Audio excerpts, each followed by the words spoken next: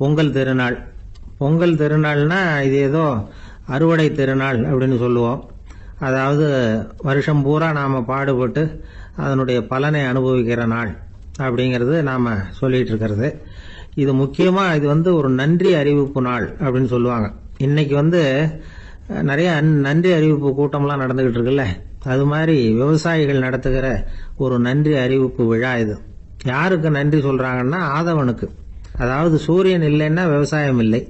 அதனால ஆதவனுக்கு நன்றி செலுத்துகிற நாளாக இந்த பொங்கல் திருநாளை நாம கொண்டாடுறோம். அதாவது இந்த பொங்கல்ல விவசாயிகள்ட்ட இருந்து நிறைய பண்புகளை நாம தெரிஞ்சுக்க வேண்டிய நாள் இது. விவசாயிகள் அவங்க விவசாயம் முன்னேறி இருக்கிற அளவுக்கு விவசாயிகளுடைய வாழ்க்கை தரம் முன்னேறல. அந்த அளவுக்கு அவர்கள் நாட்டுக்காக உழைச்சிக்கிட்டு இருக்கிறாங்க. அந்த காலத்திலே அதை பத்தி ஒரு கதை சொல்றது உண்டு. ஒரு வயசான ஆளு நிலத்துல ஏறு உழுதுகிட்டு இருந்தாராம். கிழிஞ்சு போன ஒரு சின்ன துண்டை தான் இடுப்புல கட்டியிருந்தாராம். தலையில ஒரு கந்தலை சுத்தி இருந்தார். உடம்பு பூரா சேரு, ரொம்ப ஏழை. ஏறு ஓட்டிட்டு இருக்கிறவர் வேற எப்படி இருப்பார்? இருந்தாலும் அந்த ஆளு ரொம்ப ஜாலியா பாட்டு பாடிக்கிட்டே ஏறு உழுதுகிட்டு இருந்தாராம். உடம்புல தான் அவர் ஏழையை தவிர மனசுல ஒரு ஏழையா தெரியல.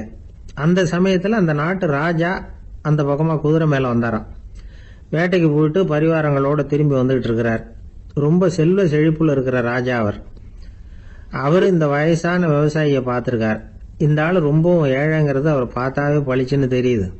கட்டிக்கிறதுக்கு நல்ல துணி இல்லை, உடம்போ இழைச்சி போயிருக்குது, வயிறு முதுகுல போய் ஒட்டிக்கிட்டு இருக்கு, கண்ணு குழி விழுந்து போயிருக்குது.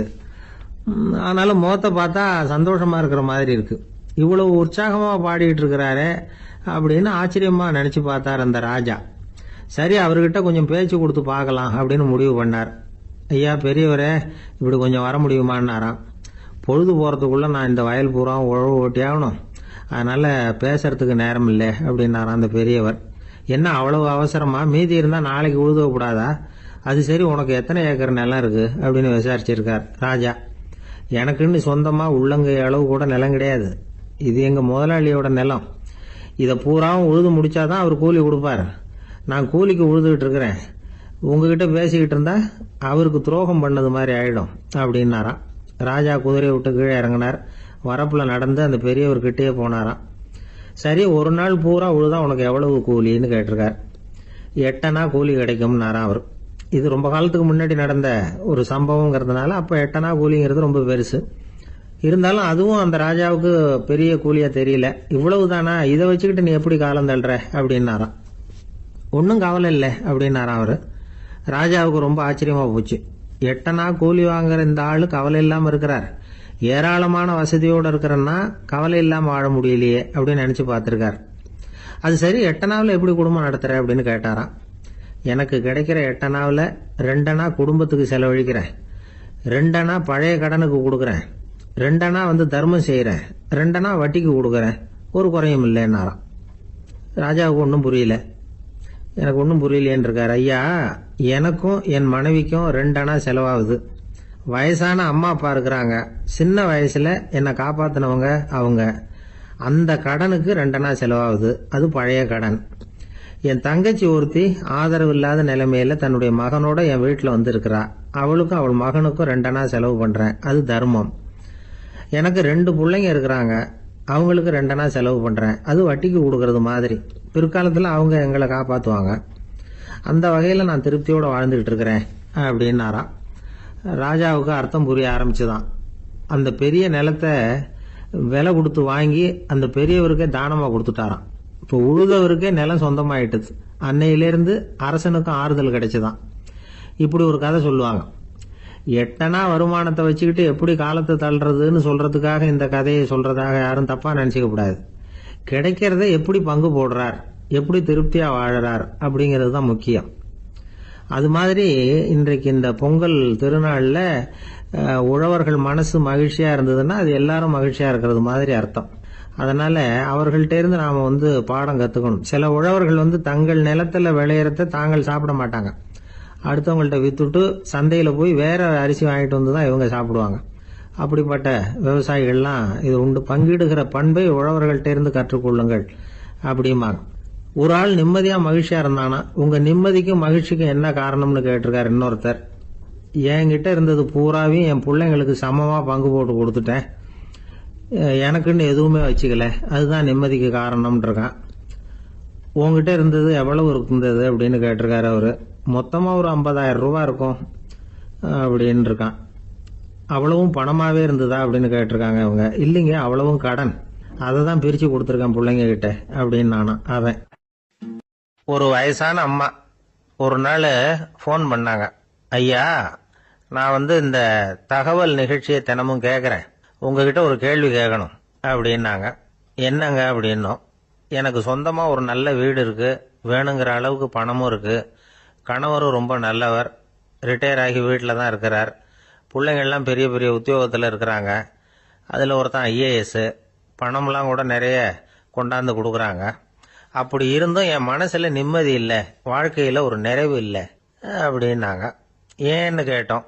அதைத்தான் நான் உங்களை கேட்குறேன், ஏன் அப்படி அப்படின்னு திருப்பி கேட்குறாங்க. எங்களுக்கு ஒன்றும் புரியல, கொஞ்ச நேரம் குழம்பி போயிட்டோம். இருந்தாலும் அதை அவங்கக்கிட்ட காட்டிக்காம கொஞ்சம் சாமர்த்தியமா, ஏம்மா உங்கள் மனசில் நீங்கள் ஏதோ ஒன்று எதிர்பார்க்குறீங்க, அது நிறைவேறல அப்படித்தானே அப்படின்னு கேட்டோம். ஆமாம் அப்படின்னாங்க. அதுக்கப்புறம் அவங்கக்கிட்ட கொஞ்சம் மனம் விட்டு பேசுகிறப்போ தானாக விஷயம் வெளியில் வந்தது. அதாவது அவங்க பிள்ளைங்க பெரிய பெரிய உத்தியோகத்தில் இருக்கிறதுனால அவசர அவசரமாக பார்த்துட்டு ஓடுறாங்களாம். ஆசையாக அம்மான்னு கூப்பிட்டுக்கிட்டு கிட்ட உட்காந்து கொஞ்ச நேரமாவது என்கிட்ட பேசினா தானே என் மனசு கொஞ்சம் நிம்மதியாக இருக்கும். அது அவங்களுக்கு தெரிய மாட்டேங்குதே அப்படிங்கிறாங்க. இதுதான் அவங்களுடைய ஏக்கம். இந்த ஏக்கம் அந்த தாயின் மனசில் இருந்துகிட்டு இருக்குது. இப்படி மகனுடைய அன்புக்காக மட்டுமே ஏங்குற தாய்மார்கள் பல பேர் இருக்கிறாங்க இந்த உலகத்தில். இதை நினைக்கிறப்போ ஒரு வெளிநாட்டு நாடோடி கதை ஞாபகத்தில் வருது. அதாவது கடவுள் படைப்பு தொழிலில் ரொம்ப மும்முரமாக ஈடுபட்டுக்கிட்டு இருந்தாராம். மீன்களை படைச்சாராம், பறவைகளை படைச்சாராம், விலங்குகளை படைச்சாராம். அவருக்கு திருப்தி ஏற்படலை. அதுக்கப்புறம் மனிதர்களை படைச்சிருக்கிறார். அப்பவும் அவருக்கு மன நிறைவு ஏற்படலையா. கடைசியாக தன்னுடைய சக்தி முழுசையும் பயன்படுத்தி குறையே இல்லாத அளவுக்கு ஒரு படைப்பை உருவாக்கினாராம். அந்த உன்னதமான ஒரு படைப்பு அதுதான் பெண், அதாவது தாய். இப்படி உருவாக்கி எல்லாரையும் இந்த உலகத்தில் விட்டுவிட்டாராம். அதுக்கப்புறம் கொஞ்ச காலம் கழிச்சு தன்னுடைய தேவியை அழைச்சிக்கிட்டு இந்த பூலோகத்துக்கு வந்திருக்கிறார். தன்னுடைய குறையில்லாத படைப்பாகிய பெண்ணை பார்த்தாராம். ஏம்மா, உனக்கு இன்னும் ஏதாவது குறை இருந்தா சொல்லு, அதையும் நிவர்த்தி பண்ணி விடுறேன் அப்படின்னாராம். அந்த அம்மா பார்த்துருக்காங்க. சுவாமி, எனக்கு நீங்க கொடுத்துருக்கிறது 2 கை, என்னுடைய பிள்ளைகளுக்கு சேவை செய்யறதுக்கு இந்த 2 கை பத்தலை, அதனால இன்னும் ஒரு 2 கை கொடுத்தா தேவலை அப்படின்னாங்களாம். கடவுள் பார்த்தார். அதனால என்ன, அப்படியே செஞ்சு விடலாம், இதோ அதுக்கான வரம் கொடுத்துட்டேன் அப்படின்னார். அந்த அம்மாவுக்கு இப்ப 4 கை ஆயிட்டுது. 4 கையாலையும் குழந்தைகளுக்கு சேவை செய்ய ஆரம்பிச்சுட்டாங்க. கடவுள் திருப்தியா திரும்பி போனார். அதுக்கப்புறம் கொஞ்ச காலம் கழிச்சு மறுபடியும் திரும்பி வந்தார் தேவியோட. பெண்ணை பார்த்தார். இப்ப என்னம்மா சந்தோஷம் தானே அப்படின்னாராம். அதுக்கு அந்த அம்மா, சந்தோஷம்தான், இருந்தாலும் இப்ப எனக்கு இருக்கிற 2 காலும் போதல, இன்னும் ஒரு 2 கால் இருந்தா தேவையில்ல, நிறைய ஓடி ஆடி பிள்ளைகளுக்காக வேலை செய்ய வேண்டியிருக்குது அப்படின்னாங்களாம். சரின்னு சொல்லி 4 கால் இருக்கிறது மாதிரி செஞ்சுட்டு போயிட்டார் கடவுள்.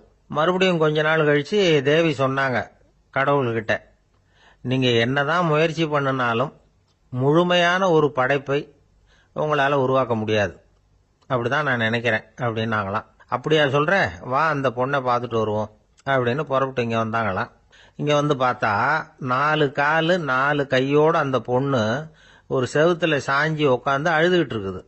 இப்ப தேவி அந்த பொண்ணை சுட்டி காட்டி கடவுள்கிட்ட கேட்டாங்களாம், ஏங்க, நீங்க அந்த பொண்ணுக்கு கையை கொடுத்தீங்க, காலை கொடுத்தீங்க, சரி, அந்த கண்ணீரையும் எதுக்காக கொடுத்தீங்க அப்படின்னு கேட்டாங்களாம். அதுக்கு கடவுள் சொன்னாராம், கையை கொடுத்தது நான் தான், காலை கொடுத்தது நான் தான், ஆனா அந்த கண்ணீரை கொடுத்தது நான் இல்லை, அதை கொடுத்தது அந்த அம்மாவோட பிள்ளைங்க அப்படின்னாராம்.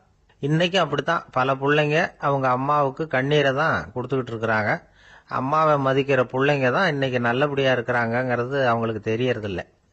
இந்த காலத்து பிள்ளையாண்டா ஒருத்தன் அவங்க அம்மா கிட்டையும் நல்ல பிள்ளையா நடந்துக்குவான், மனைவி கிட்டையும் நல்ல கணவனா நடந்துக்குவான், ரொம்ப சாமர்த்தியம். ஒரு நாள் அவங்ககிட்ட கேட்டாங்க, ஏன்பா உங்க அம்மாவும் உன் மனைவியும் சண்டை போட்டுக்கிட்டா நீ எந்த பக்கம் அப்படின்னாங்களாம். வீட்டுக்கு வெளிப்பக்கம் அப்படின்னானா அவன். நம்பிக்கை இல்லைன்னா இந்த உலகத்துல நாம நடமாடவே முடியாது. அவநம்பிக்கையோடு இருந்துகிட்டு இருந்தா என்னைக்கும் அவஸ்தை தான். நாம நம்புறது நடக்குதோ இல்லையோ, அது வேற விஷயம். ஆனா எதையும் நம்பி தான் நாம அடி வைக்க வேண்டியிருக்கு. வேற ஒண்ணும் வேணாம். ஒரு லாட்டரி சீட்டு வாங்குறோம், அது எங்க நமக்கு விழப்போகுது அப்படிங்கிற நம்பிக்கையோடவா வாங்குறோம்? பரிசு நமக்கு தான் அப்படிங்கிற நம்பிக்கை உள்ளூர இருக்கிறதுனால தான் அதை வாங்குறோம். இருந்தாலும் முடிவு வேற மாதிரி ஆயிடுது. அதுக்காக மனசு சோர்ந்து போறதில்ல. அடுத்த மாசமும் சீட்டு வாங்குறோம். இந்த நம்பிக்கை தான் மனித வாழ்க்கைக்கு ஆதாரம். ஒரு கடையில போய் டீ சாப்பிடுறீங்க, அந்த டீ நல்ல டீ தானா, அதுல விஷம் கலந்துருக்குமா அப்படிங்கிற சந்தேகம் வந்துட்டுதுன்னு வச்சுங்க. அதுக்கப்புறம் அதை எப்படி நீங்க சாப்பிட முடியும்? நம்பிதான் சாப்பிடணும். ரயில் ஒழுங்கா போய் சேருங்கிற நம்பிக்கை இருக்கிறதுனால தான் அதுல ஏறி உட்காடுறோம். லெட்டர் ஒழுங்கா போய் சேருங்கிற நம்பிக்கை இருக்கிறதுனால தான் பெட்டியில போடுறோம். சரி, நம்ம கதையெல்லாம் நம்மளோட இருக்கட்டும். மனித நம்பிக்கை எந்த அளவுக்கு உறுதியாகவும் அறிவுபூர்வமாகவும் இருக்கணுங்கிறதுக்கு அலெக்சாண்டர் வாழ்க்கையில நடந்த ஒரு சம்பவத்தை உதாரணமா சொல்லலாம். இந்த உலகத்தையே ஜெயிக்கணும்னு புறப்பட்டார் அலெக்சாண்டர். ஒரு கட்டத்துல அவர் சிட்னஸ் நதி கரைக்கு சேர்ந்தார். அந்த சமயத்துல அவருக்கு கடுமையான நோய் வந்துட்டுது. அவரு கூடவே வந்திருந்த கிரேக்க வைத்தியர்கள் என்னென்னமோ முயற்சியெல்லாம் பண்ணி பார்த்தாங்க. இருந்தாலும் அலெக்சாண்டருக்கு வந்திருக்கிறது என்ன நோய்ங்கிறத அவங்களால கண்டுபிடிக்க முடியல. ஏன்னா அந்த பகுதியில் உள்ளவங்களுக்கு மட்டுமே அதிகமா வரக்கூடிய ஒரு வினோதமான நோயா இருந்தது அது. ஆனா அவர் இருக்கிற இடம் எதிரியோட இடம், பாரசீக மன்னனோட ஆளுகைக்கு உட்பட்ட இடம். என்ன பண்றது அப்படின்னு எல்லாரும் யோசனை பண்ணாங்க. பாரசீக மன்னனோட அரண்மனையில் இருக்கிற வைத்தியர் வந்தா இந்த நோயை குணப்படுத்தி விடுவார் அப்படின்னு சொன்னாங்க.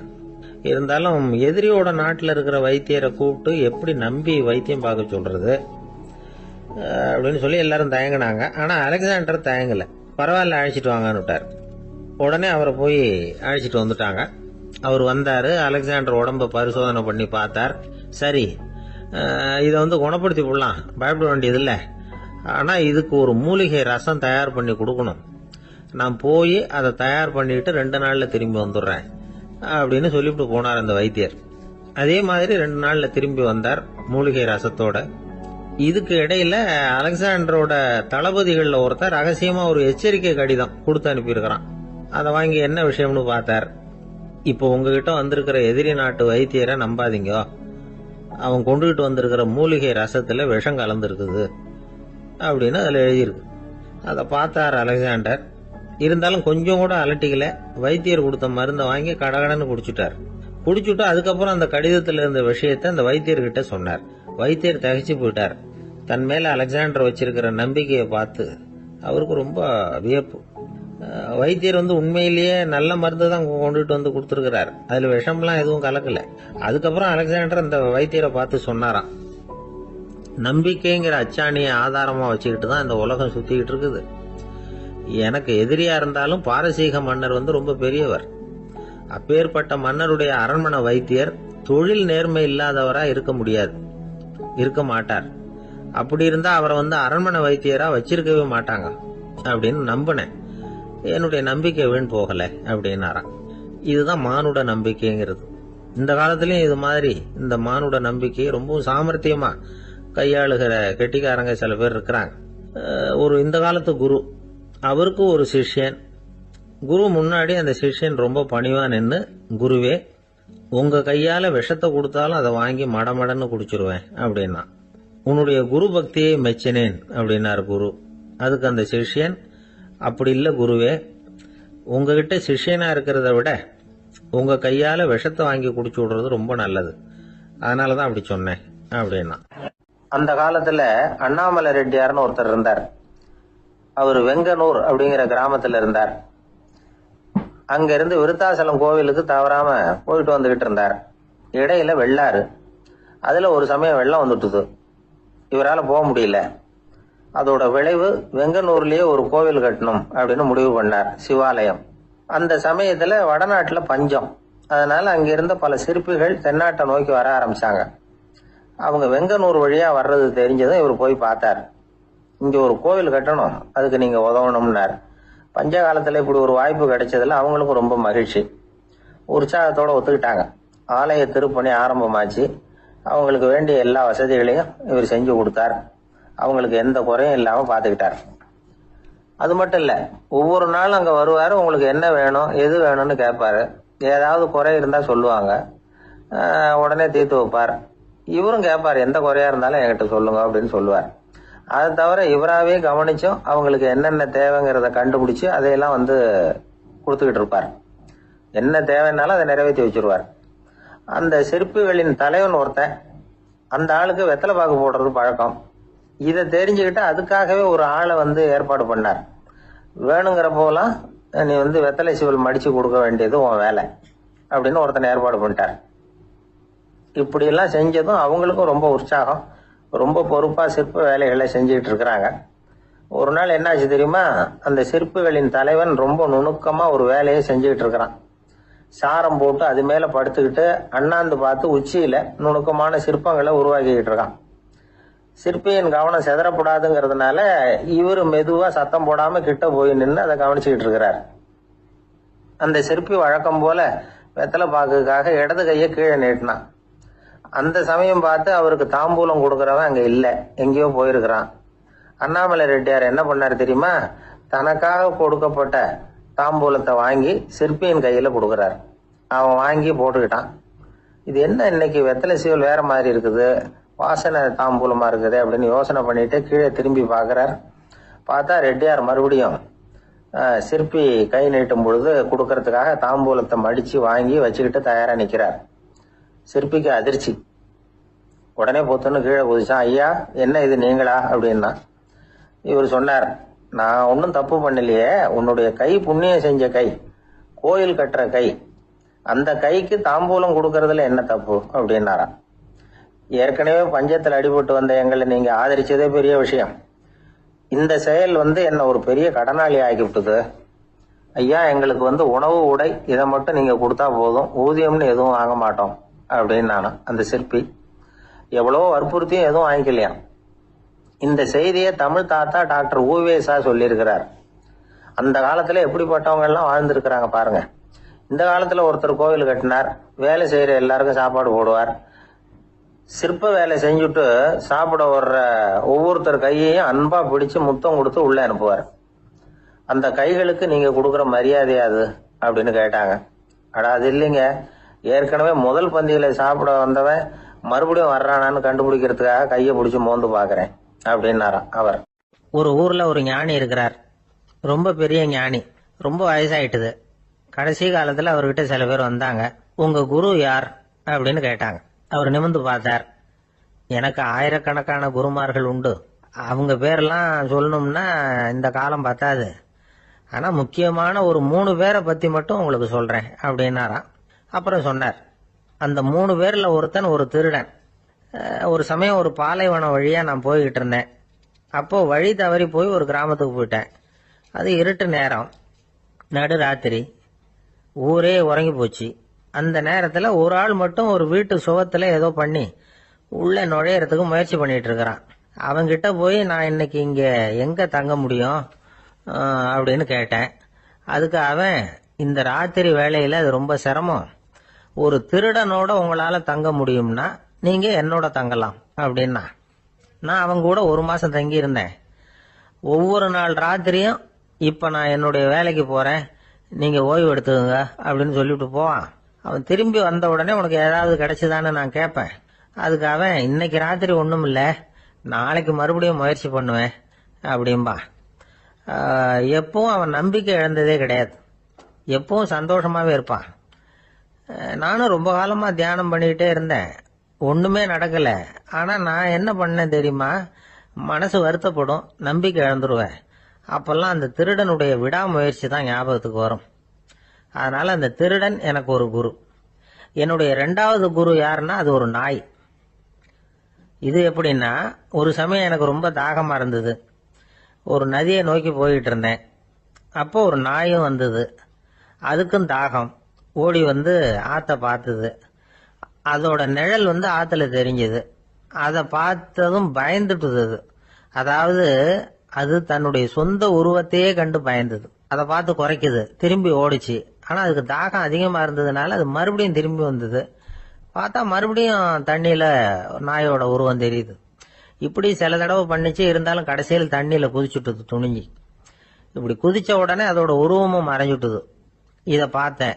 நான் என்ன புரிஞ்சுக்கிட்டேன்னா, எவ்வளவுதான் பயம் இருந்தா கூட ஒருத்தன் தைரியமா காரியத்துல இறங்கணும் அப்படிங்கறத புரிஞ்சுக்கிட்டேன். இந்த போதனை அந்த நாய்கிட்ட இருந்து எனக்கு கிடைச்சது. இது ஒண்ணு. அடுத்தது என்னுடைய மூன்றாவது குரு யாருன்னா அது ஒரு சின்ன குழந்தை. நான் ஒரு சமயம் ஒரு நகரத்துக்கு போனேன். அங்க ஒரு குழந்தை எரிகிற மெழுகுவத்தி ஒன்று எடுத்துக்கிட்டு வந்தது. நான் அந்த குழந்தைய பார்த்து வேடிக்கையா கேட்டேன், ஏன் பாப்பா இந்த மெழுகுவத்தியை நீயாவே கொளுத்துனியா அப்படின்னு கேட்டேன். ஆமான்னுது அந்த குழந்தை. சரி, இந்த மெழுகுவத்தி முன்னாடி எரியாம இருந்தது, இப்ப எரியுது. இந்த மெழுகுவத்திக்கு வெளிச்சம் எங்க இருந்து வந்தது, அதை எனக்கு காட்ட முடியுமா அப்படின்னு கேட்டேன் அந்த குழந்தைகிட்ட. இதுக்கு அந்த குழந்தை சிரிச்சுக்கிட்டு அந்த மெழுகுவத்திய ஊதி அணைச்சுட்டுது. அதுக்கப்புறம் என்ன பார்த்து கேட்டுது, இப்ப இந்த மெழுகுவத்தியின் வெளிச்சம் போனதை பாத்தீங்க இல்லையா, அது எங்க போச்சுன்னு எனக்கு சொல்லுங்க அப்படின்னுது. அந்த குழந்தை இப்படி கேட்டதும் என்கிட்ட இருந்த ஆணவம் அழிஞ்சுட்டுது. நான் படிச்சதெல்லாம் அந்த வினாடியில சுக்கு நூறா போயிட்டுது. என்னுடைய முட்டாள்தனத்தை நான் உணர்ந்தேன் அப்படின்னு இவ்வளவு அந்த ஞானி விவரமா சொன்னாராம். அதனால நாம இன்னார்கிட்ட இருந்துதான் இதை கத்துக்கணுங்கிறது இல்லை, யாருகிட்ட இருந்தும் எதையும் கத்துக்கலாம். நம்மால் ஒருத்தன் ஒரு நாய் வளர்த்துக்கிட்டோம்னா அந்த நாய்க்கு வால் கிடையாது, யாரோ ஏற்கனவே வெட்டி எடுத்துட்டாங்க. இந்த நாய் தான் சார் எனக்கு குரு, அதுகிட்டே இருந்து கூட நான் பாடம் கத்துக்கிட்டு இருக்கிறேன் அப்படின்னா, அப்படி என்ன கத்துக்கிட்டேன் இந்த வால் இல்லாத நாய்கிட்ட இருந்து அப்படின்னு கேட்டோம். நாம யாருகிட்டையும் வாலாட்டக்கூடாது அப்படிங்கிற பாடத்தை அதுகிட்டே இருந்து தான் நான் கத்துக்கிட்டேன் அப்படின்னா. ஒரு ராஜா ஊரெல்லாம் சுத்தி பார்த்துட்டு வரலாம்னு ஒரு நாள் புறப்பட்டு போனார். ஒரு இடத்துல தறி நெசவு வேலை ரொம்ப மும்முரமா நடந்துகிட்டு இருந்தது. ஒரு பெரியவர் தறியால நெசவு வேலை செஞ்சுக்கிட்டு இருந்தார். பக்கத்துல ஒரு அழகான பொண்ணு உட்காந்து நூலை சுத்திக்கிட்டு இருக்குது. ராஜா அந்த பெரியவரை பார்த்து யார் இந்த பொண்ணுன்னு விசாரிச்சார். ராஜா அப்படி கேட்டதும் அவருக்கு ரொம்ப பெருமையா போயிட்டுது. ஏன்னா உட்கார்ந்து இருந்தது அவரோட மகள். அரசே, இது என்னுடைய மகள், இவ வேகமா நூல் திரிக்கக்கூடியவள், வைக்கோல எடுத்து இவ திரிச்சா கூட அது எல்லாம் பவுனிழையா வெளியில வரும் அப்படின்னு ஒரு ராசி இவளுக்கு அப்படின்னு ரொம்ப பெருமையா ராஜா கிட்ட சொன்னார். ராஜா இதை கேட்டதும் அசந்துட்டார். அப்படியா, இவ்வளவு அழகும் சாமர்த்தியமும் உள்ள இந்த பொண்ணு என்னோட வரட்டுமே, இவளை என் மருமகளா ஆக்கிக்கிறேன் அப்படின்னார் ராஜா. அந்த பெரியவருக்கு ஒன்றும் புரியல. ஏதோ கொஞ்சம் பெருமையா சொல்ல போவ அது இப்படி ஆயிட்டுதே அப்படின்னு கவலைப்பட்டார். இருந்தாலும் ராஜா பேச்ச தட்ட முடியுமா, மகளை அனுப்பி வச்சுட்டார். ராஜா அந்த பொண்ணை அரண்மனைக்கு அழைச்சிட்டு வந்தாரு. அங்க ஒரு அறையில வச்சு பூட்டி விட்டார். அந்த ரூம் நிறைய வைக்கோலை கொண்டாந்து போட்டு அடைச்சாங்க. 3 ராட்டைகள் வேற வச்சிருந்தாங்க. நாளைக்கு பொழுது விடியறதுக்குள்ள நீ இந்த வைக்கோலை எல்லாம் தங்க இழைகளா மாத்தி காட்டணும். நாளைக்கு காலம்பரம் வந்து நான் இந்த அறை கதவை திறப்பேன். உன் தகப்பன் சொன்னது மாதிரி எல்லாம் தங்கமா மாறி இருக்கணும், இல்லைன்னா நீ உயிர் தப்ப முடியாது அப்படின்னு உத்தரவு போட்டார். பாவம் அந்த பொண்ணு என்ன பண்ணும், பகல் பூரா அழுதுகிட்டே உட்காந்துருக்குது. ராத்திரி பூராவும் தூக்கம் வரல. மறுநாள் அதிகாலை நேரத்துல யாரோ கதவை தட்டுற சத்தம் கேட்டுது. பயந்துகிட்டே கதவை திறக்கிறா. திறந்து பார்த்தா வெளியில 3 அவலட்சணமான பெண்கள். ஒருத்திக்கு வந்து கால் அகலமா முறை மாதிரி இருக்கு, இன்னொருத்திக்கு கட்டை விரல் கரண்டி மாதிரி பெருசா இருக்குது, 3வது பொண்ணுக்கு உதடு தடிச்சு ரப்பர் மாதிரி தொங்கிக்கிட்டு இருக்கு. யார் நீங்க, உங்களுக்கு என்ன வேணும் அப்படின்னு கேக்குது இந்த பொண்ணு. நாங்க உங்களுக்கு உதவி செய்யறதுக்கு தான் வந்திருக்கிறோம் அப்படின்னு சொல்லி உள்ள வந்தாங்க, உட்கார்ந்தாங்க. கொஞ்ச நேரத்துக்குள்ள உள்ள இருந்த வைக்கோலை எல்லாம் தங்க இழைகளா மாத்தி கொடுத்துட்டு போயிட்டாங்க. காலையில ராஜா வந்தார், பார்த்தார். ஆகா பேஷனார். இன்னும் கொஞ்சம் வைக்கோலை கொண்டாந்து அந்த ரூம்ல போட சொன்னார். இந்த வைக்கோலையும் இன்னைக்கு தங்கமா மாத்தி விடு, நாளைக்கு மறுநாள் உனக்கும் இளவரசனுக்கும் கல்யாணம்னு சொல்லிவிட்டார். இன்னைக்கு ராத்திரி அந்த 3 பொண்ணுங்களும் வந்தாங்க. வைக்கோலை பொண்ணு இழைகளா மாத்தினாங்க, புறப்பட்டாங்க. இந்த பொண்ணு அவங்க காலில் விழுந்து வணங்கினா. என் உசுரை காப்பாத்தினீங்க, உங்களுக்கு நான் என்ன கைமாறு செய்ய போறேன் அப்படின்னா. பயப்படாத, நீ விரும்பினா எங்களுக்கு ஒரு உதவி செய்யலாம். உன்னுடைய கல்யாணத்துக்கு நாங்க 3 பேரும் வரோம். நீ எங்களை வந்து வரவேற்று ராஜா கிட்டையும் இளவரசர்கிட்டையும் நாங்க வந்து உன்னோட பெரியப்பா பொண்ணுங்கன்னு சொல்லி அறிமுகப்படுத்தி வை, நாங்க விருந்து சாப்பிட்டுட்டு போயிடுறோம் அப்படின்னாங்க. ரொம்பவும் சந்தோஷமா சரின்னு ஒத்துக்கிட்டா. கல்யாண நாள் வந்தது. கல்யாணம் ரொம்ப கோலாகலமா நடந்துகிட்டு இருக்கு. எல்லா தேசத்து ராஜா ராணிகளும் வந்துகிட்டு இருக்கிறாங்க. அந்த 3 அவலட்சணமான பொண்ணுங்களும் வந்து சேர்ந்தாங்க. யார் இவங்கன்னு கேட்டார் ராஜா. என் பெரியப்பா பொண்ணுங்க அப்படின்னா அந்த பொண்ணு. காலும் உதடும் கட்டை விரலும் ஏன் இப்படி உங்களுக்கு அவலட்சணம் ஆயிட்டுது அப்படின்னு கேட்டார். அதுக்கு அந்த பொண்ணுங்க பதில் சொன்னாங்க. என்ன செய்யறது, ஓயாம வைக்கோல 100 ஒருத்தியோட கட்டை விரல் அப்படி கரண்டி மாதிரி ஆயிட்டுது, நாக்கில் தொட்டு தொட்டு திரிச்சதுனால ஒருத்தியோட உதடு அப்படி ஆயிட்டுது, காலால கட்டையை அழுத்தி அழுத்தி தறி போட்டதுனால இன்னொருத்தையோட கால் இப்படி ஆயிட்டுது. உங்க மருமகளா வந்திருக்கிற இந்த பொண்ணு அந்த மூணையுமே செய்ய தெரிஞ்சவ தான். என்ன ஆக போதும் இன்னும் கொஞ்ச நாள்ல அப்படின்னாங்க. அவ்வளவுதான், ராஜா பயந்துட்டார். அம்மா, இன்னையிலிருந்து நீ இளவரசனின் மனைவி, நீ எப்பவும் அழகா இருக்கணும், அதனால நீ இனிமே வைக்கோலை திரிக்கவே கூடாது அப்படின்னு உத்தரவு போட்டார். அவளை இக்கட்டான சூழ்நிலையிலிருந்து காப்பாத்தின அந்த 3 பொண்ணுங்களும் சந்தோஷமா திரும்பி போயிட்டாங்களாம். சுவாமி சின்மயானந்தர் இந்த கதையை சொல்லி இருக்கிறார். தன்னலம் மறந்து சுயலாபத்தை தியாகம் செய்யறது வைக்கோல்ல இருந்து தங்க இழைய நூக்கிறது மாதிரி அப்படிங்கிறார் அவர். அது இருக்கட்டும், இப்ப நம்ம கதைக்கு வருவோம். ஒரு ராஜா தன்னோட மகனுக்கு சுயவரம் நடத்தினார். எல்லா தேசத்தில இருந்தும் ராஜகுமாரர்கள் வந்திருந்தாங்க. ராஜகுமாரிய கல்யாணம் பண்ணிக்கலாம்ங்கிற ஆசையில சுயம்பர மண்டபத்திலிருந்து எல்லா ராஜகுமாரர்களும் அலறி அடிச்சுக்கிட்டு வெளியில ஓடி வந்துட்டு இருக்கிறாங்களாம். ஏன் அப்படி எல்லாரும் மிரண்டு போய் ஓடி வர்றாங்கன்னு கேட்டார் ஒருத்தர். அதுக்கு இன்னொருத்தர் விவரம் சொன்னார். ராஜகுமாரியை இன்னைக்குதான் அவங்க நேர்ல பார்த்தாங்களாம், அதுதான் அப்படி ஓடி வந்துட்டு இருக்கிறாங்க அப்படின்னார். ஒரே ஒரு ஊர்ல ஒரு ராஜா இருந்தாராம். அவர் நிறைய சம்பாதிக்கணும்னு திட்டம் போட்டார். தனக்காக சம்பாதிக்கணும்னு நினைக்கல, தன்னுடைய நாட்டுக்காக சம்பாதிக்கணும் அப்படின்னு நினைச்சார். அரசாங்க கருவூலத்துல கையிருப்பு குறைச்சலா இருந்தது. மக்கள் கிட்ட வரி விதிச்சாகணும், வேற வழி இல்லை. ஆனாலும் அந்த ராஜா மக்கள் கஷ்டப்படக்கூடாது அப்படின்னு நினைக்கிறவர். மக்கள் வரியையும் கட்டணும், அதே நேரத்தில் அவங்க சிரமப்படவும் கூடாது. இதுக்கு தகுந்த மாதிரி ஒரு திட்டம் போட்டார். அது பிரகாரம் என்ன பண்ணார்னா, அந்த நாட்டில் ஒரு 3 பெரிய குளங்களை தோண்டினார். அது நிறைய தண்ணீரை நிரப்புனார். அதுக்கப்புறம் எங்கேயோ தேடி பிடிச்சி 3 விதமான மீன்களை கொண்டுகிட்டு வந்தார். அந்த 3 குளங்கள்லையும் விட்டார். அதை ஒவ்வொரு குளத்திலையும் ஒவ்வொரு விதமான மீன்கள். அந்த மீன்களுக்கு அபூர்வமான ஒரு சக்தி உண்டு.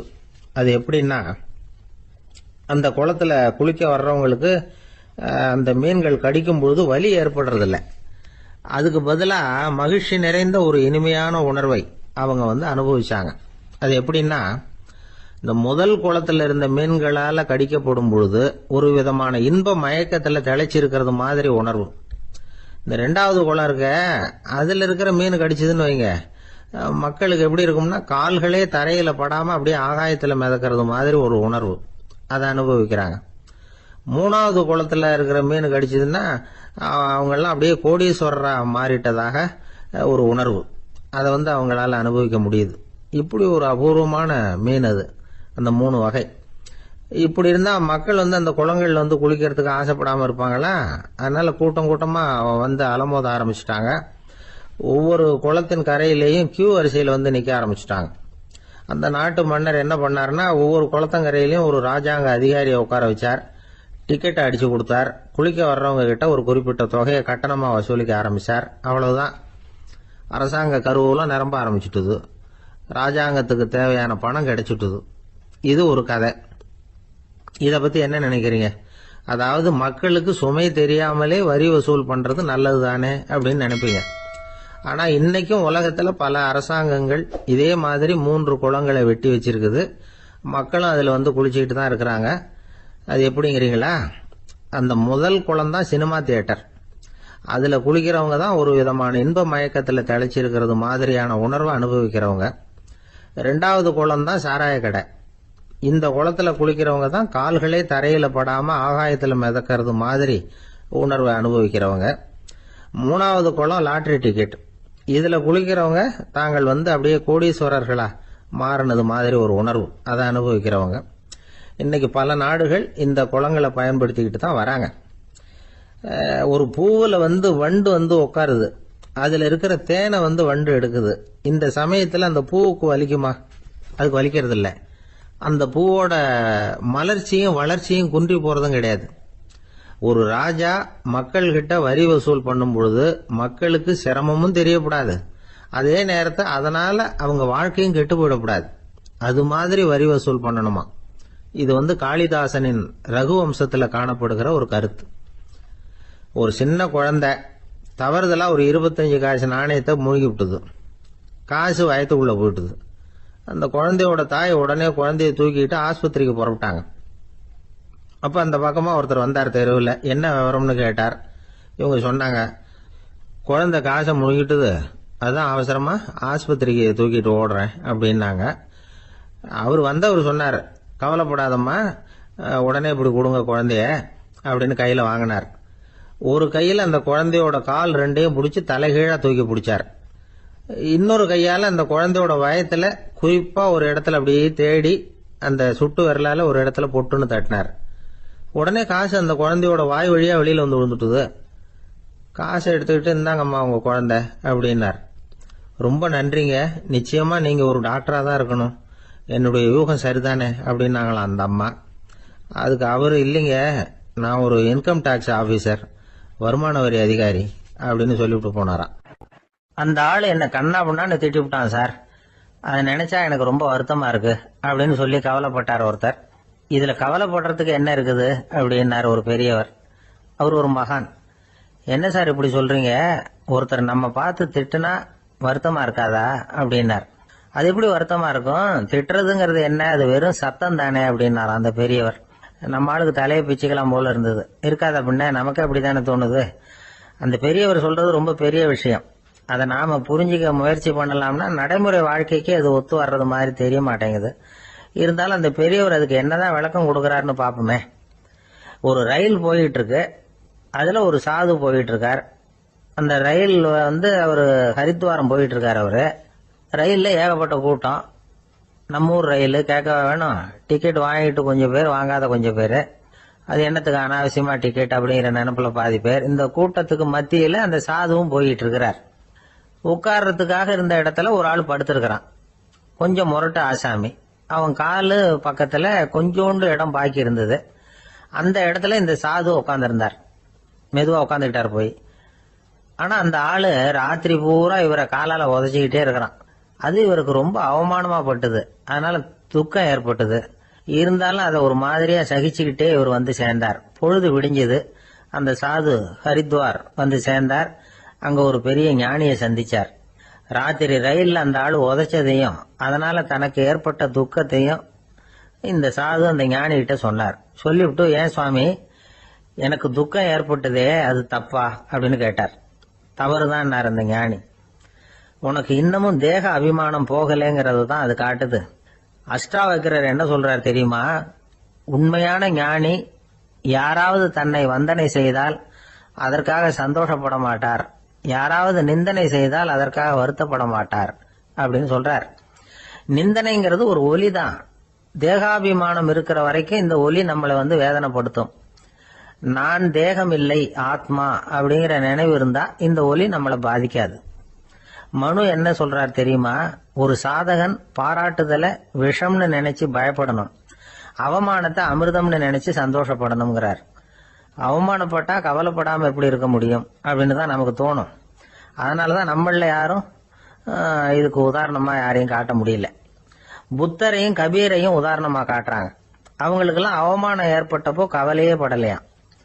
புத்தரை அவமானப்படுத்தணுங்கிறதுக்காக கௌசாம்பி ராணி ஒரு இளம் பெண்ணை கொலை பண்ணி சடலத்தை புத்தர் குடிசைக்கு முன்னாடி போட சொன்னார். போட்டாங்க.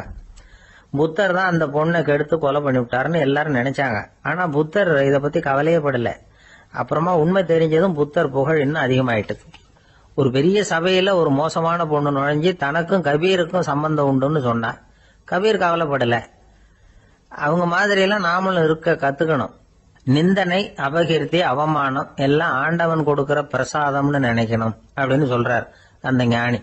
இதை கேட்ட இந்த காலத்து ஆசாமி ஒருத்தர், நான் கூட அப்படிதான் சார், யாராவது அவமானப்படுத்தினா கவலைப்பட மாட்டேன். நேத்து கூட ஒருத்தர் என்ன பலார்னு அரைஞ்சுட்டார், நான் கொஞ்சம் கூட கவலைப்படல, பேசாம வந்துட்டேன்னார். ஏன் அப்படி வந்துட்டீங்க அப்படின்னு. அவர் அரைஞ்சதுலேயும் ஒரு அர்த்தம் இருந்தது, அதனாலதான் அப்படி வந்துட்டேன்னார்.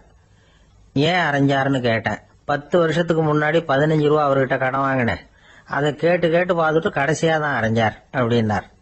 ஆண்டவனுடைய பிரசாதம் இவருக்கு அடிக்கடி கிடைக்கும் போல இருக்கு. இந்த உலகத்துல எல்லாருக்கும் மகிழ்ச்சி தரக்கூடிய ஒரு பொருள் எது? இது ஒரு முக்கியமான கேள்வி. இந்த கேள்விக்கு பொருத்தமான ஒரு பதிலை உங்களால சொல்ல முடியுமா? அதாவது கொஞ்சம் யோசிச்சு பார்த்தா பணம்னு சொல்லலாமா? இப்ப கையில காசு இல்லாதவங்கிட்ட ஒரு 10 ரூபாய் கொடுத்தா அது அவனுக்கு சந்தோஷத்தை கொடுக்கும். ஏற்கனவே வருமான வரி பிரச்சனையில சிக்கி இருக்கிறவர்கிட்ட இன்னும் கொஞ்சம் பணம் இந்தாங்கன்னு சொல்லி கொடுத்தோம்னா அது அவருக்கு சங்கடத்தை தான் கொடுக்கும். அதனால அந்த கேள்விக்கு பணம்ங்கிறது பொருத்தமான பதிலா இருக்க முடியாது. கேள்வி என்னன்னா, இந்த உலகத்துல எல்லாருக்கும் மகிழ்ச்சி தரக்கூடிய ஒரு பொருள் எது? சரி, இனிப்புன்னு சொல்லலாமா? ஏன்னா எல்லாருக்கும் இனிக்க தானே செய்யும். அதுலயும் ஒரு சிக்கல் இருக்கு. சக்கரை வியாதிகாரங்களுக்கு அது என்ன சந்தோஷத்தையா கொடுக்கும்? ஆக எல்லாருக்கும் வேறுபாடு எதுவும் இல்லாம மகிழ்ச்சியை கொடுக்கக்கூடியது வேற ஏதோ ஒண்ணு இருக்கு. அது என்னன்னு கண்டுபிடிக்கணும். அதுதான் இன்னைக்கு தகவல். அதை கண்டுபிடிக்கணும்னா இந்த கதையை கேட்கணும். அது என்ன கதைன்னா, ஒரு ஊர்ல ஒரு ராஜா இருந்தார். அவருக்கும் இதே சந்தேகம் வந்துட்டுது. அதாவது எல்லாருக்கும் இன்பம் தரக்கூடிய பொருள் எது அப்படின்னு. இதுக்கு பதில் தெரிஞ்சுக்கிறதுக்கு ஆசைப்பட்டார். சரி, அதுக்கு என்ன செய்யலாம்னு யோசனை பண்ணாரு. நாட்டு மக்களுக்கு பகிரங்கமா ஒரு அறிவிப்பு கொடுத்தார். நம்ம நாட்டு மக்கள் இன்பம் தரக்கூடிய பொருள் எதுன்னு நினைக்கிறாங்களோ அதை கொண்டுகிட்டு வந்து அரண்மனையில உள்ள கண்காட்சி மண்டபத்துல வைக்கலாம். அப்படி அவங்க வைக்கிற பொருள்கள்ல எது எல்லாருக்கும் இன்பம் தரக்கூடியதா இருக்குமோ அதை வச்சவருக்கு 1000 பொற்காசுகள் பரிசு அப்படின்னு அறிவிப்பு கொடுத்துட்டார். ஜனங்கள் இந்த அறிவிப்பை கேட்டாங்க. அதுக்கப்புறம் சும்மா இருப்பாங்களா? 1000 பொற்காசுன்னா சும்மாவா? அவங்க கையில என்னென்ன கிடைச்சதோ அதையெல்லாம் கொண்டாந்து அரண்மனை காட்சி மண்டபத்துல வச்சுட்டாங்க. அதுக்கப்புறமா ராஜா அங்க வந்தார். ஒவ்வொன்னா பாத்துக்கிட்டே வந்தார். முதல்ல ஒரு குயில் இருந்தது, இனிமையா பாடக்கூடிய குயில். இந்த குயிலோட இன்னிசை எல்லாருக்கும் இன்பம் தரக்கூடியதுதான். இருந்தாலும் காது கேட்காதவங்களுக்கு இந்த இசை எப்படி இன்பம் தர முடியும்? அதனால இது சரியில்லைன்னு விட்டார். அடுத்தபடியா போனாரு. அங்க என்ன வச்சிருக்கிறாங்கன்னு பார்த்தா ஒரு அழகான மயில் அங்க தோகை விரிச்சு ஆடிக்கிட்டு இருக்குது. இந்த மயிலோட ஆட்டம் மனசுக்கு இன்பம் தரக்கூடியதுதான். இருந்தாலும் பார்வை இல்லாதவங்க இந்த ஆட்டத்தை பார்த்து ரசிக்க முடியுமா? முடியாது. அதனால இதுவும் சரியில்லை அப்படின்னு சொல்லிவிட்டார். அதுக்கு அடுத்தபடியா போனார். பல வகையான இனிப்பு பண்டங்களை வச்சிருந்தாங்க. பார்த்தார், வயசானவங்களுக்கும் நோயாளிகளுக்கும் இது இன்பம் தராது, துன்பம் தான் கொடுக்கும் அப்படின்னார். இப்படி ஒவ்வொன்றா பார்த்துக்கிட்டே போறார். அழகான மலர்கள், கனிகள், ஓவியங்கள் எதுவுமே பொருத்தமா தெரியல. சகல பேருக்கும் இன்பம் தரக்கூடிய வகையில எதுவும் இல்லை. கடைசியா வந்தாரு. அங்க ஒரு களிமண் பொம்மை இருந்தது. அது என்ன பொம்மை தெரியுமா? பசியால வாடி இருக்கிற ஒருத்தருக்கு ஒரு அம்மா இனிமையா பேசிக்கிட்டு சோறு போடுறது மாதிரி அந்த பொம்மையை செஞ்சிருந்தாங்க. அதுக்கு கீழே அன்பு அப்படின்னு எழுதியிருந்ததுதான். ராஜா பளிச்சுன்னு ஒரு முடிவுக்கு வந்தார். அந்த பொம்மையை செஞ்ச சிற்பியை வரவழைச்சார், பரிசு கொடுத்தார். அன்பு ஒண்ணுதான் எல்லாருக்கும் இன்பம் அளிக்கக்கூடிய பொருள். காது கேட்காதவங்களும் அதை கேட்க முடியும், பார்வை இல்லாதவங்களும் அதை பார்க்க முடியும், குழந்தைகளும் அதை உணர முடியும் அப்படின்னு அதுக்கு விளக்கம் கொடுத்தார் அந்த மன்னர். இந்த உலகத்துல எல்லாருக்கும் மகிழ்ச்சி தரக்கூடிய ஒரு பொருள் அன்பு தான். அதை புரிஞ்சுக்கிட்டு தான் சில கணவன்மார்கள் மனைவி பேர்ல ரொம்ப அன்பை காட்டிக்கிறது வழக்கம். ஒரு வீட்டு வாசப்படி பக்கமா மழைக்கு ஒதுங்கினார் ஒருத்தர். மழை தூரிக்கிட்டு இருந்தது, இருட்டு நேரம். அந்த வீட்டுல இருந்தவர், இன்னைக்கு ராத்திரி வேணும்னா இங்கேயே தங்கிட்டு காலையில போங்க அப்படின்னார். உடனே இவரு சொன்னார், ரொம்ப நன்றிங்க, ஒரு 10 நிமிஷத்துல ஏதோ வந்துடுறேன் அப்படின்னு சொல்லிவிட்டு எங்கேயோ ஓடினார். 10 நிமிஷம் கழிச்சு திரும்பி வந்தார். ஆமா, எங்க போயிட்டு வந்தீங்கன்னு கேட்டார் வீட்டுல இருந்தவர். நேரா எங்க வீட்டுக்கு போய் மனைவி கிட்ட இன்னைக்கு ராத்திரி இங்கேயே தங்கிக்கிறேன்னு சொல்லிவிட்டு வந்துட்டேன் அப்படின்னார் அவர். அன்புல இது ஒரு ரகம். எதிர்காலத்தை நினைச்சா எனக்கு ரொம்ப பயமா இருக்கு சார் அப்படின்னு சொல்றவங்க நிறைய பேர் இருக்கிறாங்க. அதாவது பயப்படாத மனிதர்கள்னு யாருமே கிடையாது. ஒவ்வொருத்தருக்கும் ஒவ்வொரு விதமான பயம் இருந்தாலும் ஒட்டுமொத்தமா பாக்குறப்போ மனிதனுக்கு 6 விதமான பய உணர்வுகள் வரலாம் அப்படின்னு பெரியவங்க சொல்றாங்க. எல்லா விதமான பயமும் இந்த 6 வகைக்குள்ள அடக்கம். அந்த 6 வகை பயமும் 6 எதிரிகள் மாதிரியாம். 6 எதிரிகளையும் புரிஞ்சுக்கிட்டோம்னா போதும், வாழ்க்கையில சுலபமா வெற்றி அடைய முடியும். சரி, அந்த 6 வகை பயம் என்னென்ன அப்படின்னு பார்ப்போம். முதல்ல வறுமை பற்றிய பயம், 2வது பழிச்சொல் பற்றிய பயம், 3வது உடல் நலம் பாதிப்பு பற்றிய பயம், 4வது என்னன்னா காதல் தோல்வி, 5வது முதுமை, 6வது மரணம். அதாவது பயப்படுறதுங்கிறது ஒரு மனநிலை தான். இந்த மனநிலையை கட்டுப்படுத்த முடியும், திசை திருப்ப முடியும். சரி, இந்த பயங்களின் அறிகுறிகள் எப்படி இருக்கும்? வறுமை பற்றிய பயம் அப்படின்னு முதல்ல சொன்னோம் இல்லையா, அந்த பயத்தின் அறிகுறிகளை தெரிஞ்சுக்குவோம். எதுலேயும் அக்கறை இல்லாம இருக்கிறது, ஒரு குறிக்கோள் இல்லாம இருக்கிறது, வறுமையை சகிச்சுக்கிறது, வாழ்க்கையில கிடைக்கிறது எதுவா இருந்தாலும் ஆட்சேபனை இல்லாமல் ஏத்துக்கிறது, மனசாலும் உடம்பாலும் சோர்ந்து போயிருக்கிறது, ஆர்வம், முனைப்பு, கற்பனை திறன் எதுவுமே இல்லாம இருக்கிறது. இதெல்லாம் தான் அந்த வறுமை பற்றிய பயத்தின் அறிகுறிகள். அந்த அடுத்தது ஒண்ணு பார்த்தோமே, பழிச்சொல் பற்றிய பயம். அதாவது அடுத்தவங்க நம்மளை குறை சொல்லி விடுவாங்களோ அப்படிங்கிற பயம். இதுக்கு அறிகுறி என்ன தெரியுமா? புதியவர்களை சந்திக்கிறதுக்கு பயப்படுறது, முடிவு எடுக்க முடியாம குழம்புறது, பிரச்சனைகளை தவிர்க்க விரும்புறது, தாழ்வு மனப்பான்மை, வரவுக்கு மீறி செலவு செஞ்சு இமேஜை உயர்த்திக்கிறது, குறிக்கோள் இல்லாத வாழ்க்கை. இதெல்லாம் தான் அதுக்கு அறிகுறிகள். மூணாவது பயம், உடல் நலம் பாதிப்பு பற்றிய பயம், அதாவது நோய் பற்றிய பயம். ஒரு உண்மை என்ன தெரியுமா? டாக்டரை சந்திக்கிற மனிதர்கள்ல 75% பேர் தங்களுக்கு நோய் வந்துட்டுதுங்கிற கற்பனையில இருக்கிறவங்களாம். நிஜமாவே நோய் கிடையாது அவங்களுக்கு. இந்த பயத்தின் அறிகுறிகள் என்னன்னா, வியாதிக்கான அறிகுறிகள் தன்னிடம் இருக்கிறதாக நினைச்சுக்கிறது, எந்த நேரமும் வியாதியை பத்தியே பேசி பேசி மனசை அங்கேயே வச்சிருக்கிறது, நோய் சம்பந்தமான செய்திகளை படிச்சு நமக்கு இப்படி ஆயிடுமோ அப்படின்னு வேதனைப்படுறது. இதெல்லாம் தான் அதுக்கு அறிகுறிகள். நாலாவது பயம், காதல் தோல்வி. இது ரொம்ப வேதனை, உடம்பையும் மனசையும் சீரழிச்சு விடும். ஆண்களை விட பெண்கள் தான் இந்த பய உணர்வுல அதிகமா பாதிக்கப்படுறாங்க. அஞ்சாவது முதுமை பற்றிய பயம். ஆறாவது மரண பயம், வயசான காலத்துல எப்படி சமாளிக்கிறது அப்படிங்கிற பயம். ஆக இதையெல்லாம் நாம புரிஞ்சுக்க வேண்டியது ரொம்ப அவசியம். இந்த 6 வகை பயங்களை சரியா புரிஞ்சுக்கிட்டு நாம நடந்துக்கணும். வாழ்க்கையின் முன்னேற்றத்துக்கு இந்த பயங்கள் முட்டுக்கட்டே ஆயிடக்கூடாது. உழைச்சி பணம் சேர்க்கணும், உற்சாகமா மனசை வச்சுக்கணும். மனசை கட்டுப்படுத்துகிற மார்க்கம் தெரிஞ்சுக்கிட்டா போதும், எல்லாம் சரியா வந்துடும். நம்ம ஆள் ஒருத்தன் சொன்னான், சார் எனக்கு வறுமை பற்றிய பயம்தான் இருந்தது, ஒரே ராத்திரியில 30,000 ரூபாய் தயார் பண்ணிவிட்டேன், இப்ப எனக்கு இன்னொரு பயம் வந்துட்டுதுன்னா. என்ன பயம்னு கேட்டாங்க. போலீஸு கண்டுபிடிச்சிருமோங்கிற பயம்னா. இது இந்த பயத்துல அடங்காது. அதனால அஞ்சி அஞ்சி சாவார், அஞ்சாத பொருள் இல்லை அப்படின்னு பாரதி சொன்னார் இல்லையா? அது மாதிரி பயத்தை புரிந்து கொண்டு அதற்கு தகுந்த மாதிரி நம்முடைய வாழ்க்கையை அமைத்துக் கொள்ள வேண்டும். அப்படி அமைத்துக் கொள்ளுகிறவர்களுக்கு வெற்றி நிச்சயம். ஒரு சின்ன பையன் என்னை தேடிட்டு ஓடி வந்தான். ஒரு கதை சொல்லுங்கன்னா, சொந்தமா எதுவும் தெரியாத என்ன, உங்களுக்கு சொந்தமா எதுவும் தெரியாதுன்னு எனக்கும் தெரியும் அப்படின்னா. இந்த பையன் அடிக்கடி என்கிட்ட வந்து கதை கேட்கிறவன், அதனால என்னோட ரகசியம்லாம் அவனுக்கு அத்துப்படி. அதனால தான் அவ்வளவு தெளிவா அடிச்சு விடுறான். சரி, இப்ப என்ன செய்யலாம்னு, பழைய கதை ஏதாவது ஒன்று சொல்லுங்களேன்னா. உனக்கு கிருஷ்ண தேவராயரை தெரியுமான்னு. அவர்கிட்ட நேரில் பழக்கம் இல்லை, ஆனால் அவரை பற்றி புஸ்தகத்தில் படிச்சிருக்கேன்னா. சரி, இவன்கிட்ட மேற்கொண்டு பேச்சு கொடுத்தா நம்மளை ஒரு மாதிரி ஆக்கி விடுவான் அப்படிங்கிறத யூகம் பண்ணிட்டு அவனை உட்கார வச்சு கடைசி வரைக்கும் குறுக்க பேசக்கூடாது அப்படின்னு ஒரு கண்டிஷனையும் போட்டுட்டு அந்த கதையை சொன்னேன். ஒரு சமயம் கிருஷ்ணதேவராயர் சமஸ்தானத்துக்கு ஒரு பெரிய வித்வான் வந்து சேர்ந்தாராம். என்னோட போட்டி போடுறதுக்கு இந்த ஊர்ல யாராவது இருக்கீங்களா அப்படின்னு சவால் விட்டாராம். அந்த ஊர்ல இருந்த பெரிய பெரிய வித்வான்லாம் இது ஏதுடா வம்பா போச்சுன்னு நினைக்க ஆரம்பிச்சுட்டாங்க. யாரும் அந்த ஆளோட போட்டி போடுறதுக்கு தயாரா இல்லை. எல்லாரும் நடுங்கிட்டு இருக்கிறாங்க. அந்த நேரத்துல ஒருத்த மட்டும் தைரியமா முன்னுக்கு வந்தான். அது யாருன்னா தெனாலிராமன். அந்த சமஸ்தானத்துல விகட கவி அவன். என்ன அனுப்புங்க போட்டிக்கு, நான் ஜெயிச்சு காட்டுறேன்னா. உனக்கு அவ்வளவு தைரியம் இருக்குதா அப்படின்னு கேட்டாங்க. தைரியம் மட்டும்தான் என்கிட்ட இருக்குது, ஆனா தைரியம் இருந்தா அதிர்ஷ்டம் தேடிட்டு வருங்கிறது எனக்கு தெரியும் அப்படின்னா. அடுத்த நாள் போட்டி ஆரம்பமாச்சு. அந்த பெரிய வித்வான் வந்து நின்னார். தெனாலிராமன் எதிரில் வந்து நின்னா. அந்த வித்வான் ஒரு விரல காட்டினார். தெனாலிராமன் பதிலுக்கு 2 விரல காட்டினான். வித்வான் 3 விரல காட்டினார். இவன் உடனே 4 விரல காட்டினான். உடனே 5 விரல காட்டினார் அவரு. தெனாலிராமன் உடனே தன்னுடைய கை முஷ்டியை காட்டினான், கையை மூடி காட்டினான். அவ்வளவுதான். அந்த பெரிய வித்வான் கிருஷ்ணதேவராயர் காலில் விழுந்தார். நான் தோத்துட்டேன், என் தோல்வியை ஒத்துக்கிறேன் அப்படின்னு சொல்லிவிட்டார்.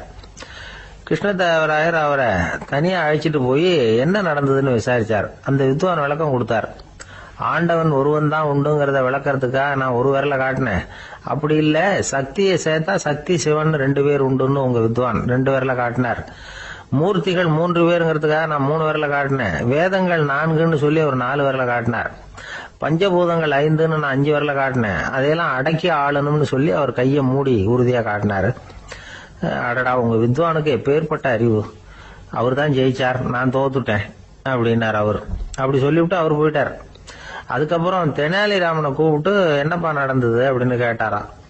அதுக்கு தெனாலிராமன் விளக்கம் கொடுத்துருக்கிறான். அவன் முதல்ல என்ன கொன்னுடுவேன்னு அந்த வித்வான் ஒரு விரல காட்டினான். உடனே ஒரு 2 கண்ணையும் தோண்டி போடுவேங்கிறதுக்காக நான் 2 விரல காட்டினேன். உனக்கு நாமம் போட்டுருவேன்னு சொல்லி 3 விரல காட்டினான். அதை அழிச்சிருவேன்னு 4 விரல காட்டினேன். உன்னை அரைஞ்சிருவேன்னு அவன் 5 விரல காட்டினான். நான் உங்களை குத்தி போடுவேன்னு சொல்லி கையை மூடி காட்டினேன் அப்படின்னா. இப்ப பாருங்க, ஜெயிச்சது யார்? தைரியம் மட்டும் இருந்துட்டா அதிர்ஷ்டம் தானா தேடி வருங்கிறது எவ்வளவு உண்மையா போச்சு. அதனால நாம எப்பவும் தைரியமா இருக்கணும்னு சொல்லிவிட்டு என் எதிரில் கதை கேட்டுட்டு உட்காந்துருந்த சின்ன பையனை பார்த்தேன். அவன் என்னை நிமிர்ந்து பார்த்தான். அவன் தன்னோட கை கால் 2ஐயும் ஒரு மாதிரியா என் முன்னால தூக்கி 20 விரல காட்டினான். எனக்கு ஒன்றும் புரியல. இதுக்கு என்னப்பா அர்த்தம்னு கேட்டேன். இதே கதையை இதுக்கு முன்னாடி என்கிட்ட 20 தடவை நீங்க சொல்லியிருக்கீங்கன்னு அர்த்தம் அப்படின்னா. ஒரு குரு, இளம் சீடர்கள் எதிரில் உட்கார்ந்துருக்கிறாங்க. குரு பாடம் நடத்திக்கிட்டு இருக்கிறார். சீடர்களுக்கு ஒரு ஆசை, அதாவது ஒரு முக்கியமான மந்திரத்தை நம்ம குருநாதர்கிட்ட இருந்து கத்துக்கணும் அப்படிங்கிறது அவங்க ஆசை. அது என்ன மந்திரம்னா, இறந்தவரை உயிர்ப்பிக்கக்கூடிய புனித மந்திரம். அதாவது செத்தவங்களுக்கு மீண்டும் உயிர் உண்டாக்குகிற மந்திரம். குருவே, தயவு பண்ணி அந்த மந்திரத்தை எங்களுக்கு உபதேசிக்கணும் அப்படின்னு கேட்டாங்க. அது ரொம்ப ஆபத்தானது, அது என்னத்துக்கு உங்களுக்கு வேண்டாமேன்னாராம் குரு. எங்களுடைய நம்பிக்கை உறுதிப்படுறதுக்காகத்தான் கேட்கிறோம், வேற ஒன்றும் இல்லை அப்படின்னு நாங்களாம் சீடர்கள். பக்குவப்படாத அறிவுங்கிறது ரொம்ப ஆபத்தானது அப்படின்னாராம் குரு. இது சீடர்களுக்கு புரியல. அது எப்படிங்க பக்குவப்படாத அறிவு ஆபத்தானதுன்னு சொல்றீங்க, அப்படின்னா என்ன அப்படின்னு கேட்டிருக்காங்க சீடர்கள். குரு அதுக்கு விளக்கம் கொடுத்தாராம். அந்த மந்திரத்தை எப்போ பயன்படுத்தணுங்கிறது முக்கியம். அதை அறியக்கூடிய ஞானம் ஏற்படுகிற வரைக்கும் அதை தெரிஞ்சுக்காம இருக்கிறது தான் நல்லது, இல்லைன்னா ஆபத்துன்னாராம். ஆனா அந்த சீடர்கள் அதை கேட்கற மாதிரி இல்லை, ரொம்ப பிடிவாதம் பண்ண ஆரம்பிச்சுட்டாங்க. சரி வாங்க சொல்றேன்னாரு குரு. எல்லாரும் வந்தாங்க. அந்த புனித மந்திரத்தை அவங்களுக்கு ரகசியமா உபதேசம் பண்ணார். உபதேசம் பண்ணிவிட்டு அவங்களுக்கு எச்சரிக்கையும் கொடுத்தார். இந்த மந்திரத்தை நல்லா ஆராய்ச்சி பார்த்ததுக்கு அப்புறம் தான் உச்சரிக்கணும், அவசரப்பட்டு எதுவும் செஞ்சிடக்கூடாது அப்படின்னு ஒரு தடவைக்கு பல தடவை எச்சரிக்கை கொடுத்தார். சரின்னு சொல்லிவிட்டு அவங்க எல்லாம் மந்திரத்தை கத்துக்கிட்டு எழுந்திரிச்சு போயிட்டாங்க. ஒரு நாள் அந்த சீடர்கள் எல்லாம் மணற்பாங்கான இடத்துல அப்படியே நடந்து போயிட்டு இருக்கிறாங்க. ஒரு பாலைவன பகுதி மாதிரி ஒரு இடம். அங்க ஒரு இடத்துல எலும்புகள் குவியலா கிடந்தது. உடனே இந்த சீடர்கள் முன்ன பின்ன யோசிக்காம, தியானமும் பண்ணாம, அந்த மந்திரத்தோட பயனை சோதிச்சு பார்க்கணும் அப்படின்னு நினைச்சுக்கிட்டு அந்த மந்திரத்தை உச்சரிக்க ஆரம்பிச்சுட்டாங்க. அவ்வளவுதான். உடனே என்னாச்சு தெரியுமா? அந்த எலும்புகள் எல்லாம் ஓநாய்களா மாறி அவங்கள துரத்த ஆரம்பிச்சுட்டுது. சீடர்கள் எல்லாம் தலைதெறிக்க ஓட ஆரம்பிச்சுட்டாங்க. ஓநாய்களும் விடல, அவங்கள துரத்தி பிடிச்சி கடிச்சு கொதற ஆரம்பிச்சுட்டுது. அப்பதான் அந்த சீடர்களுக்கு குரு சொன்ன அறிவுரையோட அர்த்தம் புரிஞ்சுது. பக்குவப்படாத அறிவு ஆபத்தானது அப்படிங்கிறது. அதனால இதுல இருந்து நாம தெரிஞ்சுக்க வேண்டியது என்னன்னா, நாம நம்ம அறிவை வளர்த்துக்கிட்டா மட்டும் போதாது, அந்த அறிவை எப்போ எப்படி பயன்படுத்தணும் அப்படிங்கிற பக்குவமும் நமக்கு வரணும். அப்பதான் வாழ்க்கை நல்லபடியா அமையும், இல்லைன்னா இடைஞ்சல் தான். இந்த காலத்துல சில சின்ன பிள்ளைங்களுக்கே அறிவு ரொம்ப பக்குவப்பட்டிருக்குங்கிறத உணர முடியுது. ஒரு சின்ன பையன் பள்ளிக்கூடத்துல மார்க் லிஸ்ட் கொடுத்தாங்க, வாங்கிக்கிட்டு அவசரமா வீட்டுக்கு ஓடினான். எதிரில் வந்த ஒருத்தர் கேட்டார், என்ன அவசரம், ஏன் இப்படி வேகமா ஓடுறேன்னார். எங்க அம்மா கிட்ட அடி வாங்கணும், அதுக்காக தான் ஓடுறேன்னா. அடி வாங்கறதுக்கா இவ்வளவு அவசரம்னார் அவரு. அப்படி இல்லைங்க, நான் போறதுக்குள்ள எங்க அப்பா வீட்டுக்கு வந்துட்டாருன்னா அவர்கிட்ட அடி வாங்க வேண்டியிருக்கும், அதை அவாய்ட் பண்றதுக்காக இப்படி ஓடுறேன் அப்படின்னு நானும். ஒரு மனிதர், அவர் யாருக்கிட்டே தொலைபேசியில பேசிட்டு இருக்கிறார். கொஞ்சம் தூரத்துல நாம நிக்கிறோம். எட்டத்துல இருந்துகிட்டு அவரை கவனிக்கிறோம், அவர் போன்ல பேசுறத. அவர் பேசுகிற வார்த்தைகள் என்ன அப்படிங்கறது நம்ம காதுல விழல. ஆனாலும் அவர் பேசிக்கிட்டு இருக்கிறது நல்ல செய்தியா கெட்ட செய்தியா அப்படிங்கறத நம்மால யூகிக்க முடியும். மகிழ்ச்சியான செய்தியை பேசும்போது முகம் மலருது, புன்னகை போக்குது. இதுல ஒண்ணு நீங்க கவனிக்கணும், தொலைபேசியில நாம பேசுறப்போ நம்மோட பேசுறவர் எதிரில் இல்ல, அவர் தொலைபேசி வழியா நம்ம குரலை மட்டும்தான் கேட்க போறார், நம்ம முகத்தை அவர் பார்க்க போறது இல்ல. அப்படி இருந்தும் அப்ப நம்ம முகம் ஏன் மலரணும் அப்படின்னா, இதுதான் உடல் மொழி, பாடி லாங்குவேஜ் அப்படின்னு சொல்றாங்க. நம்ம அறியாமலேயே நம்ம உடம்பு செய்திகளை தெரிவிக்குது பாருங்க, அதுதான் உடல் மொழி. ஒரு மனிதர் தொலைபேசியில பேசிக்கிட்டு இருக்கிறத நீங்க தூரத்துல இருந்து கவனிச்சுக்கிட்டே, அவர் நண்பரோட பேசுறாரா, மனைவியோட பேசுறாரா, குழந்தையோட பேசுறாரா, இல்ல மேல் அதிகாரி கிட்ட பேசுறாரா, அல்லது அவருக்கு கீழே பணிபுரிகிறவர்கள் கிட்ட பேசுறாரா அப்படிங்கிறத கண்டுபிடிக்கலாம். அதுக்கு காரணம் அவருடைய உடல் மொழி. இந்த உடல் மொழி கூட நம்ம வாழ்க்கையின் முன்னேற்றத்துக்கு பயன்படும். இதை பத்தியெல்லாம் கூட சில நிபுணர்கள் ஆராய்ச்சி பண்ணி பார்த்திருக்கிறாங்க. அவங்க சில விவரங்களை சொல்றாங்க. குறிப்பா ஒருத்தர் தன்னுடைய நாற்காலியில கிட்டத்தட்ட படுத்துக்காத குறையா உட்கார்ந்துருக்கிறாருன்னு வச்சுக்கோங்க. எதிர இருக்கிறவர் பேசுறது அவருக்கு பிடிக்கலன்னு அர்த்தமா. தலையை சொரிஞ்சுக்கிறது, வேற வேற திசைகள்ல பாக்குறது, கொட்டாவி விடுறது, கால்களை மாத்தி போட்டு உட்கார்றது, களைப்பா கை விரல்களை அப்படியே பின்னிக்கிறது, அடிக்கடி கடிகாரத்தை பாக்குறது, இப்படிலாம் ஒருத்தர் பண்ணிட்டு இருக்கிறாருன்னா நாம கூடிய சீக்கிரம் அந்த இடத்த விட்டு எழுந்திரிச்சு வந்துடுறது நல்லது. ஏன்னா இதெல்லாம் அவருடைய சலிப்பு, சோர்வு, ஆர்வமின்மை இதுக்கு அடையாளங்கள். நம்முடைய பேச்சு அவரை சலிப்படைய வச்சுட்டதுன்னு அர்த்தம். அவர் ரொம்பவும் சோர்ந்து போயிட்டாருன்னு பொருள். நம்முடைய பேச்சில் அவருக்கு ஆர்வம் இல்லைன்னு அர்த்தம். அதே நேரத்துல நாற்காலியின் நுனியில அமர்ந்து உடலை முன்னுக்கு நகர்த்தி எதிர இருக்கிறவரின் கண்களை பார்த்துக்கிட்டே பேசினாலும் சரி அல்லது பேச்ச கேட்டாலும் சரி, உங்க பேர்ல மற்றவங்களுக்கு உள்ள பிடிப்பு அதிகரிக்கும். நாம எப்படிப்பட்டவருங்கிறத நம்ம உடம்பும் நடை உடை பாவனையும் அடுத்தவங்களுக்கு காட்டி கொடுத்துரும். உங்க உடம்பு, உங்க பார்வை, நடை, உட்கார்ற விதம், இதை வச்சுக்கிட்டே நீங்க பொறுப்புள்ளவரா, முரடரா, அலட்சியமானவரா, மரியாதை தெரிஞ்சவரா, அடக்கமானவரா, நம்பிக்கைக்கு உரியவரா, நாணயம் இல்லாதவரா, பயந்தவரா, திறமசாலியா, அப்பாவியா அப்படிங்கறதெல்லாம் கண்டுபிடிச்சிடலாம். அதனால இந்த உடல் மொழியை புரிஞ்சுக்கிட்டு நம்மளை கொஞ்சம் சரிப்படுத்திக்கிட்டோம்னா வாழ்க்கையில சுலபமா பல காரியங்களை சாதிக்க முடியும். ஒரு மனநல மருத்துவமனை, அங்க ஒருத்தர் ஒரு நாற்காலியில உட்காந்துக்கிட்டு கார் ஓட்டுறது மாதிரி அப்படி பாவனை பண்ணிட்டு இருந்தார். ஸ்டியரிங்கை திருப்புறது மாதிரி, பின்னாடி வர்ற வண்டியை நிக்க சொல்றது மாதிரி, அப்புறம் இவர் ஒதுங்கிக்கிட்டு அவருக்கு வழி விடுறது மாதிரி, இப்படிலாம் சேட்டைகள் பண்ணிட்டு இருந்தார் மனநல மருத்துவமனையில. இத பார்த்துக்கிட்டு இருந்த ஒருத்தர் பக்கத்துல இருந்த இன்னொருத்தர்கிட்ட கேட்டார், இவர் ஏன் இப்படி பண்றாரு, இவருக்கு ஏன் அப்படி வந்தது நிலைமை அப்படின்னு சொல்லி அவர் விசாரிச்சார். அப்ப அவர் விவரம் சொன்னார். வேற ஒண்ணும் இல்லைங்க, இவருக்கு கார் ஓட்டணும்னு ஆசை ரொம்ப காலமா, அது நிறைவேறாம போயிட்டுது. அதுக்கப்புறம் அவர் மனநோயாளியா மாறிட்டார். இங்க அழைச்சிட்டு வந்தாங்க. இங்க அழைச்சிட்டு வந்ததுல இருந்து அப்படிதான் பண்ணிட்டு இருக்கிறாரு. அவ கார் ஓட்டுறது மாதிரிலாம் பாவனை பண்ணிட்டு இருப்பார், திருப்புறது மாதிரி பண்ணுவார், பின்னாடி வர்றவங்களுக்கு இடம் விடுவார், இப்படிலாம் செய்யறார் அப்படின்னு விவரம் சொன்னாங்க. நீங்க சொல்லப்படாதா, இப்ப நீங்க கார் ஓட்டல, வெறும் நாற்காலியில தான் உட்கார்ந்து இருக்கிறீங்க அப்படின்னு நீங்க சொல்லப்படாதா அவருக்கு அப்படின்னு கேட்டாங்க. அது முடியாதுங்க, ஏன்னா அந்த காரை கழுவுறதுக்காக அவர் தினமும் எனக்கு 10 ரூபா கொடுத்துக்கிட்டு இருக்கிறார் அப்படின்னாராம் அங்க வேலை செஞ்சுக்கிட்டு இருந்த ஒருத்தர். அதனால வாழ்க்கையில நாம இந்த உடல் மொழியை புரிஞ்சுக்கணும்.